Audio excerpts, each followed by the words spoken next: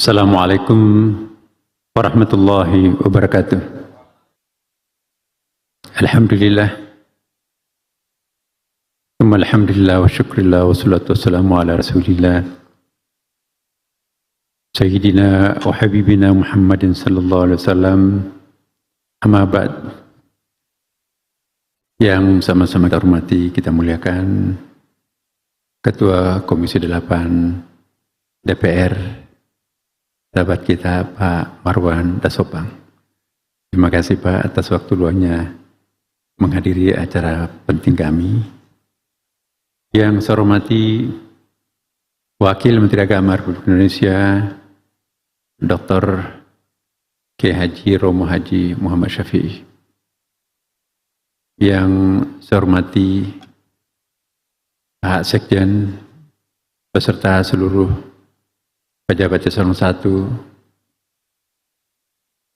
yang saya hormati seluruh pejabat eselon 2, termasuk Kepala Kantor Wilayah Kementerian Agama di seluruh Indonesia, para rektor, dan juga staf khusus, Bapak Ibu sekalian.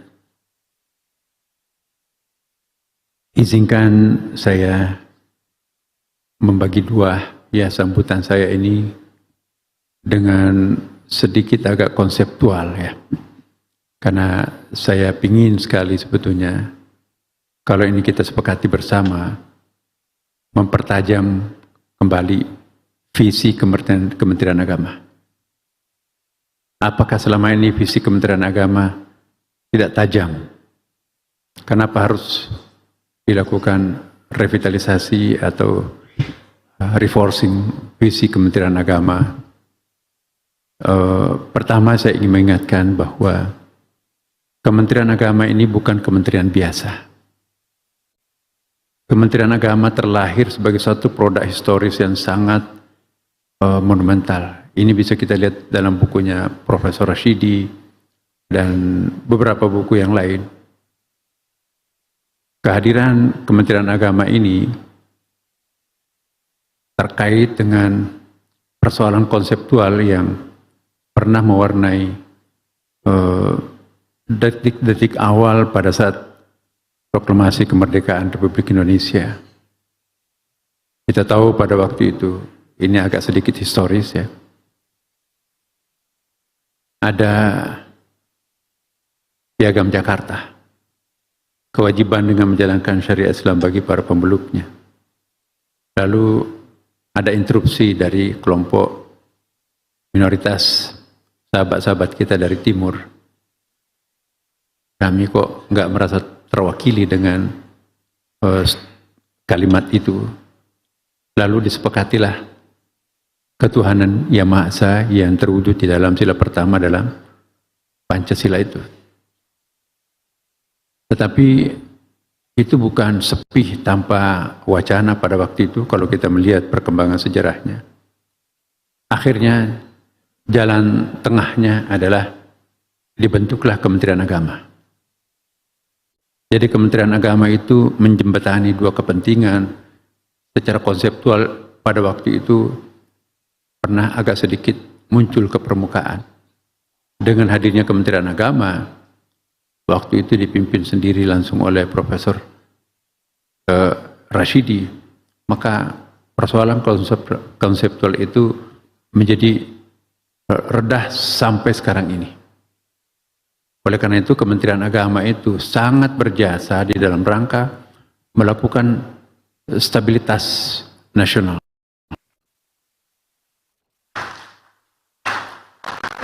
Karena itu Kementerian Agama kita harus betul-betul memelihara dan mempertahankannya. Karena Kementerian Agama tidak bisa dipisahkan dengan berdirinya NKRI. Sejarah ini harus dipahamkan kepada generasi pelanjut kita nantinya.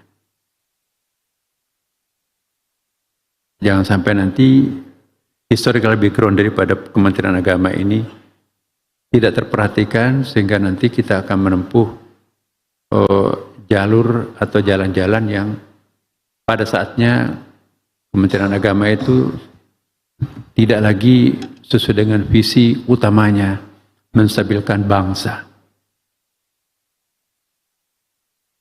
Bagi saya pribadi tidak persoalan Kementerian Agama itu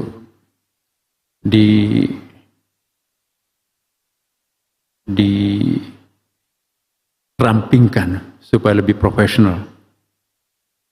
Karena Kementerian Agama ini sudah mengalami 7,5 perubahan. Perubahan pertama,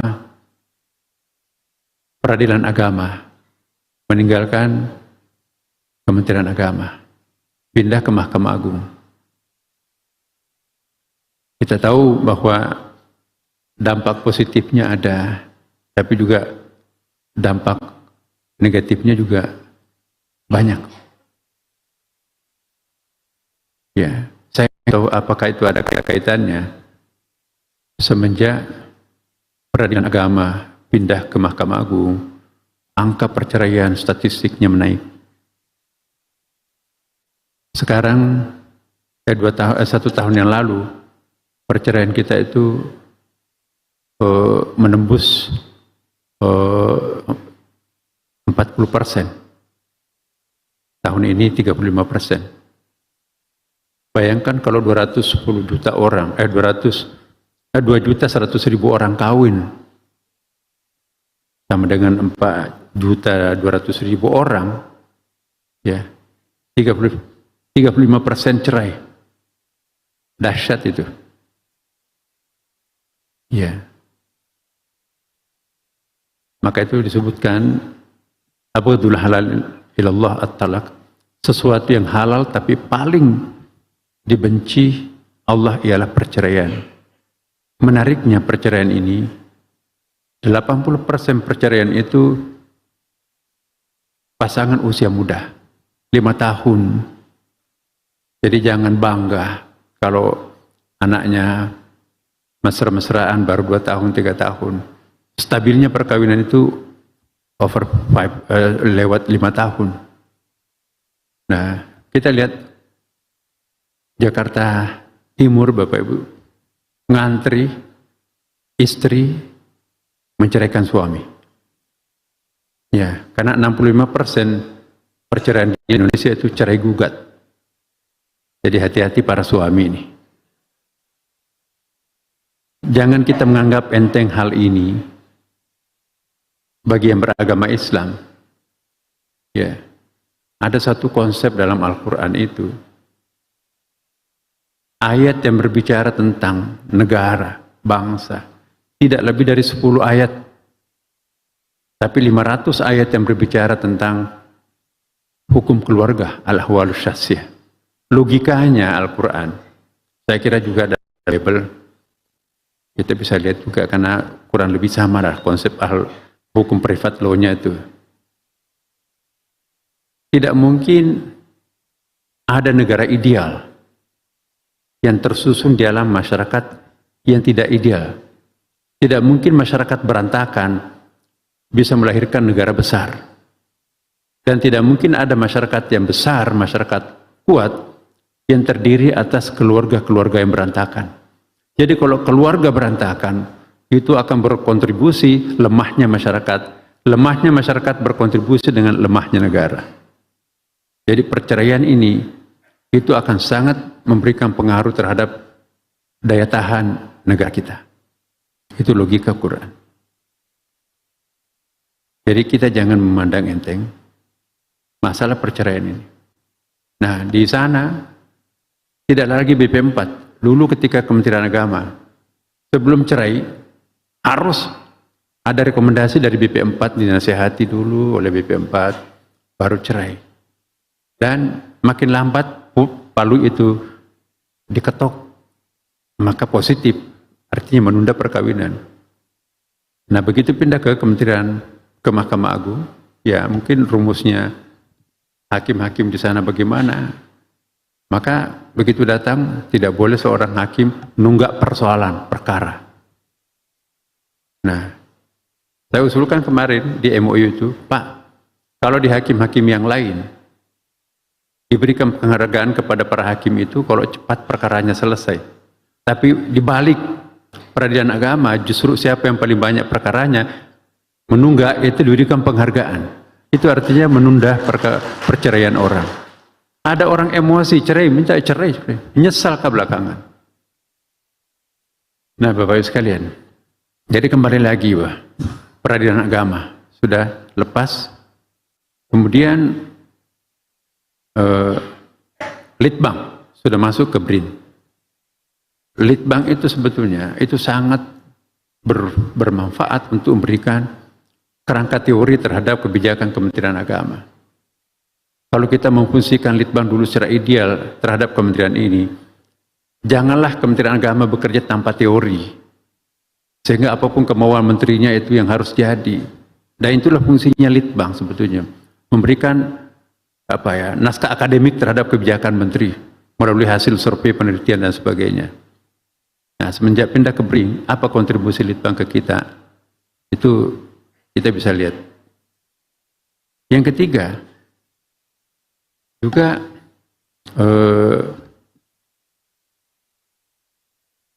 pindah dulu zakat, Bapak Ibu, sepenuhnya di bawah otoritas Kementerian Agama.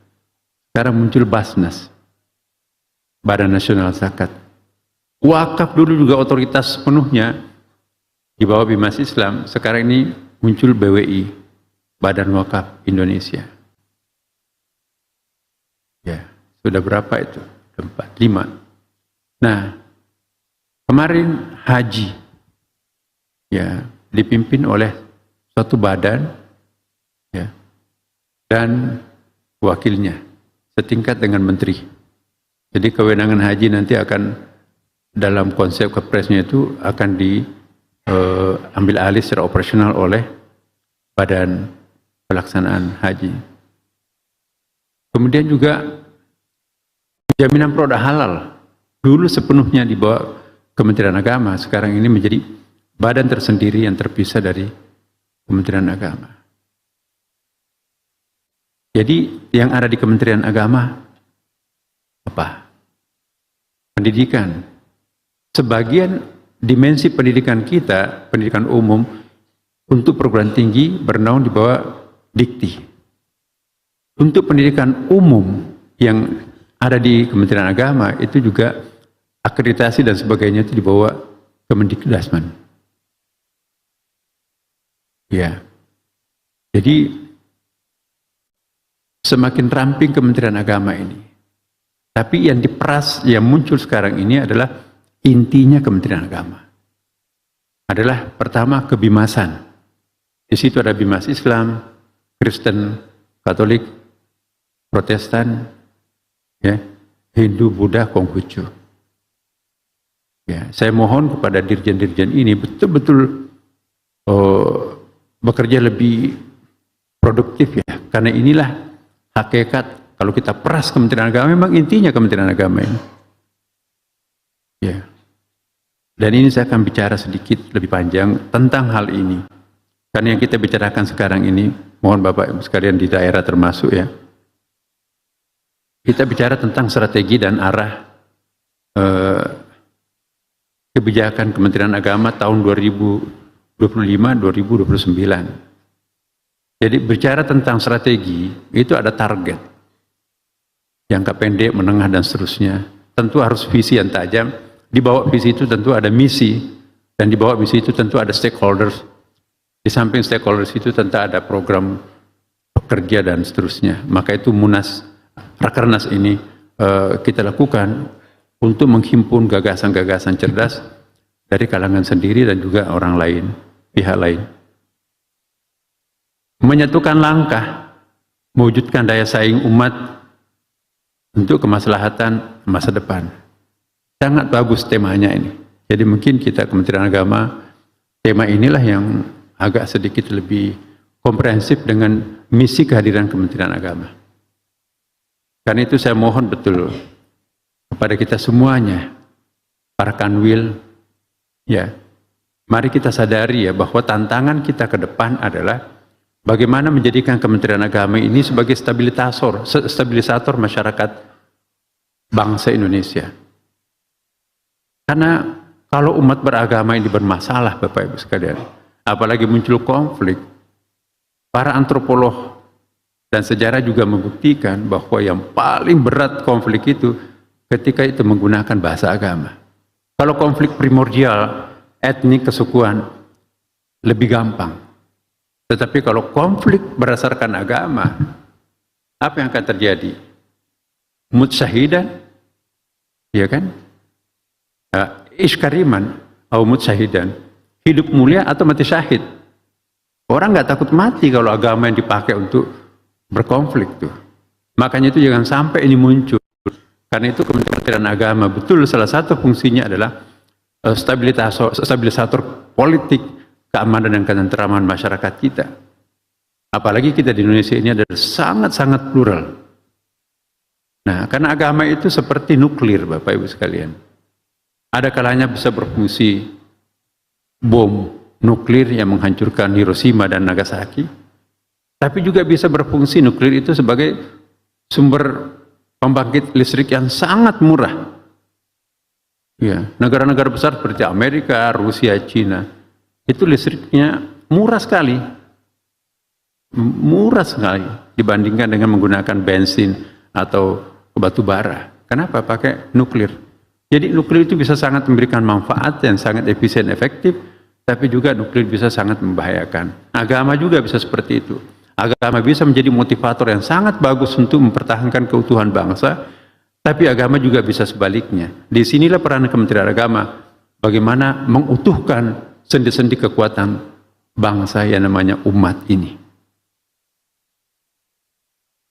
Bagi kami, saya pribadi, Bapak Ibu sekalian, terlalu gampang untuk mengukur keberhasilan Kementerian Agama. Target kita cuma satu. Bagaimana umat itu menyatu dengan ajaran agamanya. Semakin berjarak antara pemeluk dengan agamanya, itu semakin gagal Kementerian Agama. Tapi semakin dekat antara pemeluknya dengan ajaran agamanya, maka Kementerian Agama itu semakin sukses. Maka itu target kami ke depan, Bapak Ibu. Mungkin saya mohon maaf berbeda dengan kementerian yang lain atau menteri-menteri agama yang lalu. Ukuran kita berorientasi bukan untuk mendapatkan penghargaan, bintang dan segala macamnya itu. Tapi apa kata orang terhadap, apa potret orang terhadap diri kita kan? Yang penting buat kita adalah bagaimana umat ini bisa berdekat dengan ajaran agamanya. Agama Islam itu sangat dekat dengan ajaran agamanya, umat Islamnya. Umat Katolik sangat menghayati dan mengamalkan ajarannya. Umat Kristiani juga, umat Hindu, Buddha, Konghucu.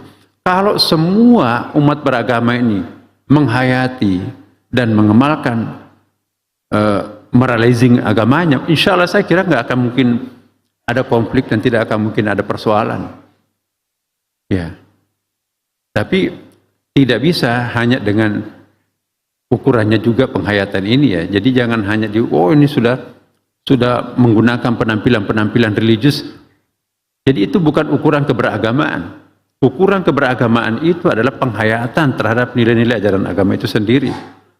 Tidak diukur dari pakaian atau penampilan fisik, tapi penghayatan, keluasan dan kedalaman agama itu. Kami sangat yakin bahwa semakin mendalam dan meluas atau semakin komprehensif kita memahami ajaran agama kita masing-masing, itu nggak mungkin ada teroris, nggak mungkin ada garis keras, nggak mungkin ada konflik. Kenapa? Semua agama itu bermuara untuk meningkatkan martabat kemanusiaan. Nah, maka itu semua penafsiran yang sifatnya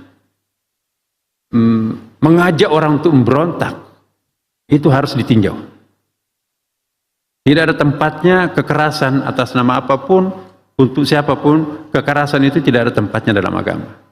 Maka itu kalau ada penafsiran kitab suci manapun, yang hasilnya mengajak orang lain untuk keras, maka itu bertentangan dengan kepribadian Tuhan. The personality of God itu kan feminine. Allah lebih menonjol sebagai feminine God daripada masculine God. Dalam Islam gampang difahami itu. Asmaul Husna itu 80% sifat feminin. hanya 20% maskulin. Itu pun jarang terulang dalam Al-Quran kan. Muntaqim, apalagi Maha Pendendam kan. Al-Jabbar, Maha Pemaksa, apalagi Al-Mutakabir, Maha Angkuh, hanya terulang 1 kali dalam Quran. Tapi Ar-Rahim, Maha Penyayang, 114 kali. Jadi lembaran-lembaran kitab suci kita itu bertaburan wajah-wajah feminin Tuhan. Nabinya pun juga lebih menonjol feminin, penuh kelembutan. Tapi kok umatnya keras ya? Itu mencontoh siapa? Nabinya enggak, Qurannya enggak, kitab sucinya enggak, Tuhannya juga enggak. Nah, jadi inilah tantangan kita. Bagaimana mendekatkan antara agama dan pemeluknya? Kita lihat sekarang. Apakah tidak ada jarak antara agama dengan pemeluk? Maaf nih. Kadang-kadang kita terkesan kalau kita bicara tentang agama, kita bicara sesuatu nilai yang sangat dogmatis. Pokoknya harus seperti itu, dogmatis. Tapi lingkungan pacu kita sekarang ini sangat rasional. Ya. Kalau kita bicara tentang agama, kita seperti bicara tentang pembatasan. Kamu jangan ini, harus begini. Padahal kita bicara lingkungan pacu kita, itu membebaskan. Apa saja semuanya boleh. Ya. Kita bicara tentang agama, tidak bisa dipisahkan dengan masa lampau. Para nabi penganjur kita kembali kepada masa lampau, seolah-olah patronnya itu adalah masa lampau. Lingkungan pacu kita sekarang ini, seolah-olah kita ditantang untuk 1000 tahun yang akan datang. Future oriented. Kita bicara tentang agama, seolah-olah kita bicara tentang sesuatu yang sangat konservatif, statis, kaku, tradisional. Tapi lingkungan pacu kita sekarang ini begitu liberal ya, dinamis, mobile, dan sophisticated, canggih. Kita bicara tentang agama, kita bicara tentang sesuatu yang sangat tekstual. Bicara tentang diri kita sekarang ini sangat kontekstual. Bicara tentang agama, kita bicara tentang norma-norma yang sangat kualitatif dan sangat deduktif dari atas ke bawah. Lingkungan pacu kita sekarang ini luar biasa, sangat kuantitatif. Alat kebijakan kita itu adalah statistik, polling, pendapat. Ya. Sangat induktif dari bawah ke atas. Nah, split personal ini muncul bagi umat beragama. Kalau kita ke masjid, suasana kebatinan kita lain kan. Tapi kalau kita ke kantor, suasana kebatinan kita juga lain. Lain di rumah, lain di pasar. Kita alim di rumah, tapi begitu keluar rumah, ya susah itu. Di rumah malaikat, tapi di luar rumah iblis. Nah, jadi what's wrong? Apa yang salah? Nah, ini nilai-nilai agama kita di sini yang perlu kita berani untuk mempertanyakan. Apa yang salah? Tadi kita katakan bahwa semua agama itu menganjurkan kepada kedamaian, ketentraman, ketenangan, kehangatan, keakraban, kesyahduan, kehusyuan. Kan gak ada masalah. Tapi yang terjadi, begitu kita mengajarkan nilai-nilai agama kepada anak-anak kita mulai dari TK, SD, kita menekankan penanaman perbedaan antara satu dengan yang lain. Ya. Guru agama Islam, agama yang paling bagus adalah Islam. Inna dina indallah al-Islam dan seterusnya. Yang lainnya itu sesat dan seterusnya. Alam bawah sadar anak kecil disuguhi doktrin seperti ini, sampai kakek nenek itu nanti ada perasaan berbeda antara satu dengan yang lain. Sama juga agama lain. Mohon maaf, Katolik mengajarkan agama ini yang paling baik, Protestan dan seterusnya. Bayangkan kalau doktrin seperti ini masuk ke alam bawah sadar anak kita. Dalam masyarakat plural seperti Indonesia ini, itu memang berpotensi untuk menimbulkan masalah. Maka itu saya juga ingin berdiskusi dengan teman-teman semuanya. Mungkin nggak kita melakukan perubahan kurikulum? Kurikulum yang menekankan aspek encounters-nya, titik temunya. Kita tidak bermaksud untuk menyamakan semua agama, nanti orang pindah-pindah agama itu bebas ya, enggak. Tapi bagaimana menekankan bahwa kita benar, tetapi orang lain juga belum tentu salah menurut mereka. Ada kan konsepnya lakum dinukum waliyadin ya kan, itu enak sekali. Nah ini kalau azan, teman-teman beragama lain, itu matiin TV-nya itu. Pas gilirannya khutbah agama lain, matiin kok. Jadi ada penanaman kebencian yang mengendap dalam alam bawah sadar kita yang ada. Maka itu potensi seperti ini bisa nggak kita eliminir, menyedikitkan ya, supaya nanti jangan sampai nanti itu bisa ditunggangi oleh kekuatan-kekuatan lain. Nah, Bapak Ibu sekalian, bagian terakhir ini kan sebetulnya kalau dielaborasi sangat besar ya.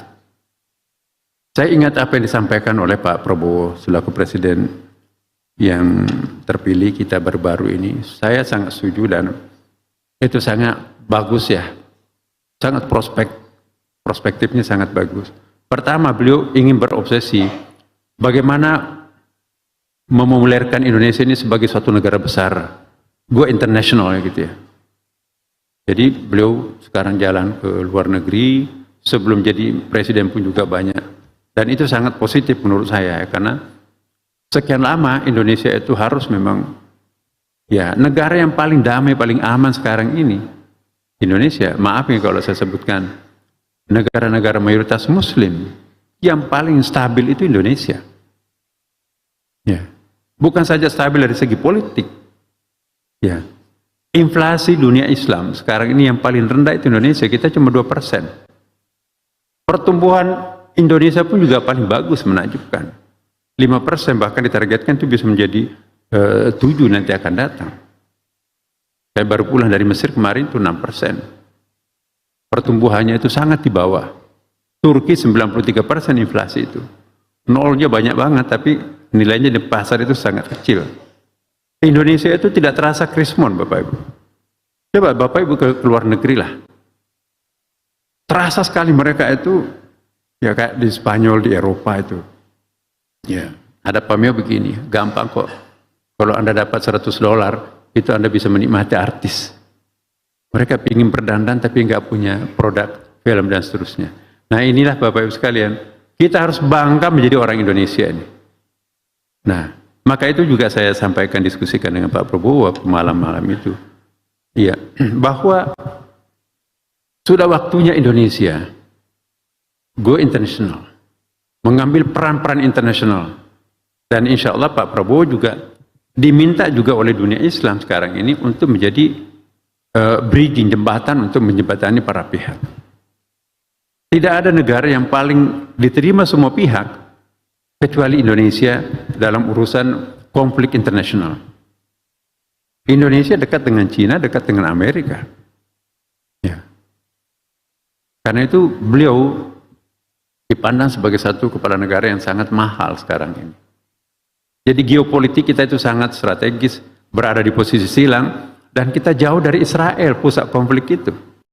Semua negara tetangga Israel itu inflasinya sangat terpuruk dan pertumbuhannya sangat rendah. Nah, tidak terkecuali Israelnya itu sendiri kan. Saya baru baca tadi ya, bahwa sekitar 45% penduduk Israel itu eksodus, hijrah meninggalkan Israel, negara neraka ini. Jadi kita bersyukur. Karena itu Kementerian Agama di sini sangat-sangat berperan penting. Karena agama ini adalah faktor yang paling kuat untuk mensolidkan bangsa ini. Ya. Di samping tentunya lain pada bahasa Indonesia dan seterusnya. Sudah 4 kali Indonesia itu diprediksi oleh futurolog politik Amerika. Indonesia itu akan jadi negara Balkan, negara Uni Soviet itu kan, di tahun 1998. Fase krisis itu kan. Lewat 98 kok Indonesia belum bubar.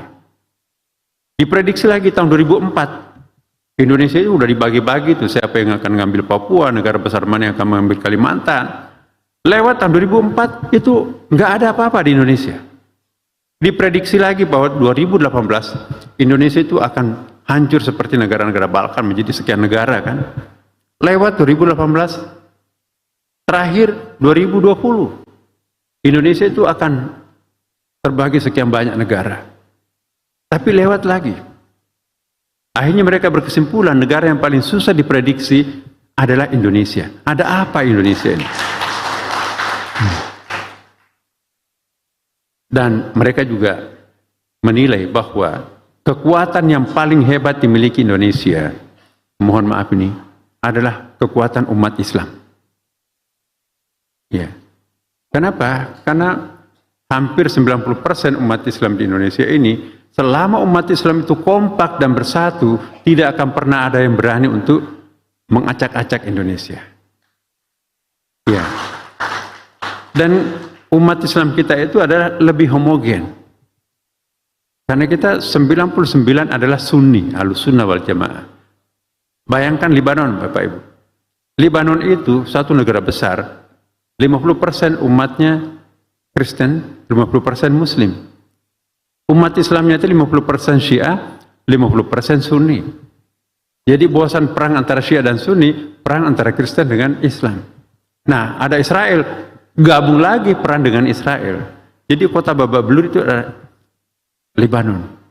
Nah, kita alhamdulillah negara Sunni itu paling enak diperintah loh Bapak Ibu.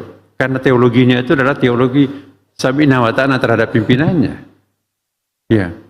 Lebih baik diperintah oleh seorang zalim 100 tahun daripada hilang kepemimpinan dalam satu hari akan berlaku hukum rimba. Itu filosofinya Sunni. Tapi kalau Syiah, la ta'ata li makhluqin fi maksiatillah. Tidak boleh tunduk terhadap pemimpin yang dosa terhadap Tuhan, maka itu kan revolusioner. Nah, kita sudah teologinya Sunni, sudah masyarakatnya paternalistik, apa kata pimpinan itu kata rakyatnya, sudah paternalistik, patriarkal. Ya.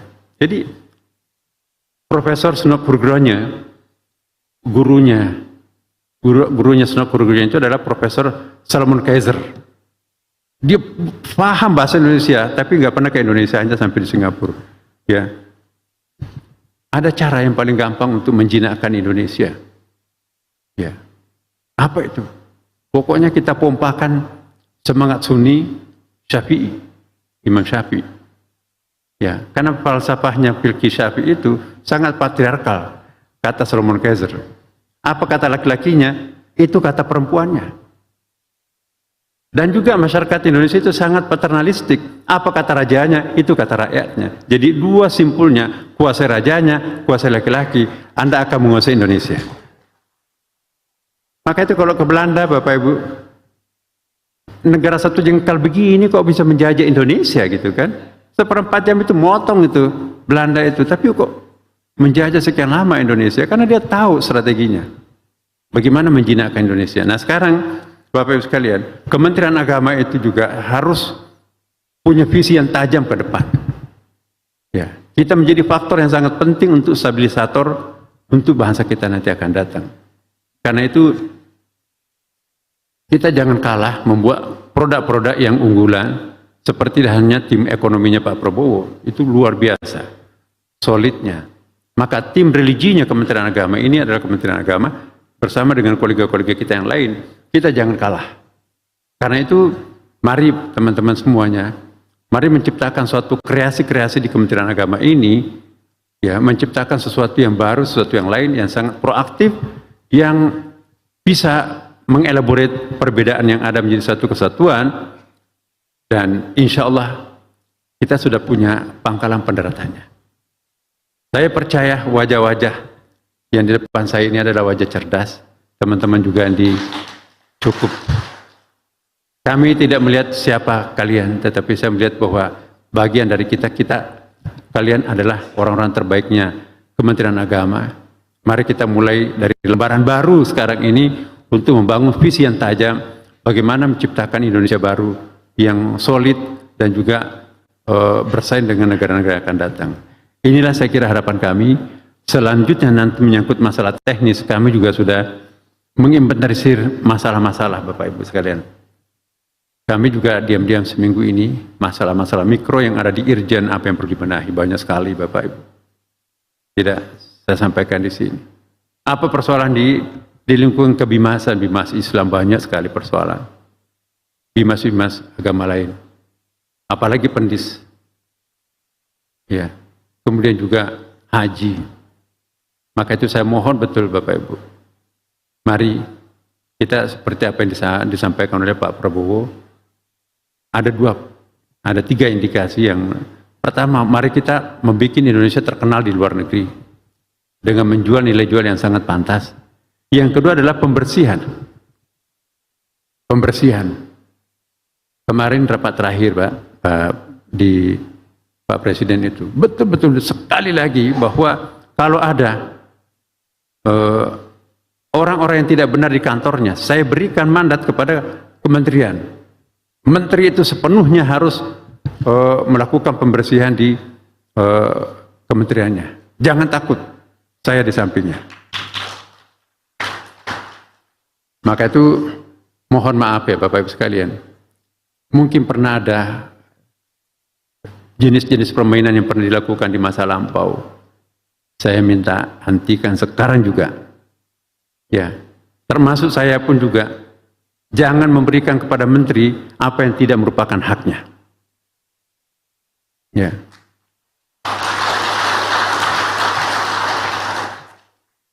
Pokoknya kami akan mempertaruhkan segalanya. Saya nggak ada beban, kecuali mengabdi ke Pak Prabowo ya, bahwa pembersihan. Ya. Jadi kalau ada konsekuensi yang nanti muncul karena saya melakukan pembersihan, saya siap apapun resikonya. Karena itu saya minta kepada para kanwil yang ada di sini, ya, kami mempunyai banyak catatan.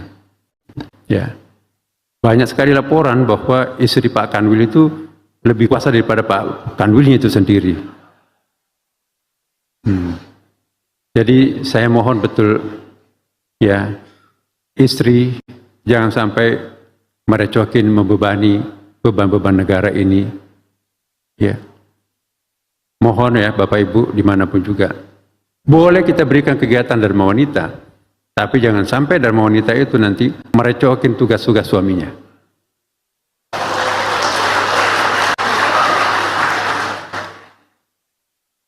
Ya. Kami juga punya staf khusus dan tenaga ahli yang punya fungsi sesuai dengan kewenangan yang diberikan kepadanya. Saya juga minta kepada tim khusus saya berkali-kali itu, jangan sampai nanti tim staf khusus mau bermain proyek atau mau bermain promosi jabatan. Ya, kami tidak ingin mendengarkan staf khusus atau tenaga ahli kami yang mendampingi kami itu membuka-buka lembaran-lembaran yang sifatnya angka-angka di kepegawaian. Ada tugasnya. Maka itu saya mohon betul, saya insya Allah bersama Pak Wamen akan menegakkan kebersihan di Kementerian Agama. Iya. Dan juga saya minta pada rekan-rekan datang supaya jangan diwakili.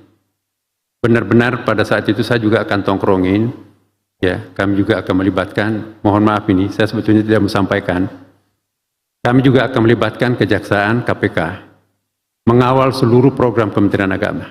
Kami sudah bicara dan insya Allah besok itu mulai akan datang, kita undang secara resmi. Bahkan juga melibatkan intelijen. Siapa yang bermain, itu kami punya banyak mata sekarang ini. Dan mohon maaf, kami juga akan melakukan tindakan langsung pada saat itu. Siapapun. Ya, oleh karena itu saya mohon betul, mari kita mencari yang halal. Sedikit tapi halal itu lebih berkah. Apa artinya banyak tapi kalau dikejar-kejar? Mau kemana sih hidup ini? Hidup kita cuma sejengkal kok. Dalam agama Islam itu hanya 1,5 jam kita hidup di dunia ini dibandingkan dengan keabadian akhirat itu kan. Satu harinya akhirat itu sama dengan 1000 tahunnya dunia. Jadi kalau hidup kita 70 tahun, berarti kita cuma 1,5 jam. Jangan mempertaruhkan 1,5 jam untuk neraka jahanam seabadi-abadinya di sana kan. Ya, kita bukan mencari yang tinggi, yang cari banyak, yang cari besar. Kita cari berkah. Berkah itu adalah lebih baik buat kita daripada banyak tinggi besar tapi dikejar-kejar, enggak ada ketenangan Bapak Ibu. Nah, inilah harapan saya kepada Bapak Ibu dan teman-teman sekalian. Sekali lagi saya percaya kepada teman-teman semuanya, kalian adalah kebanggaan Kementerian Agama.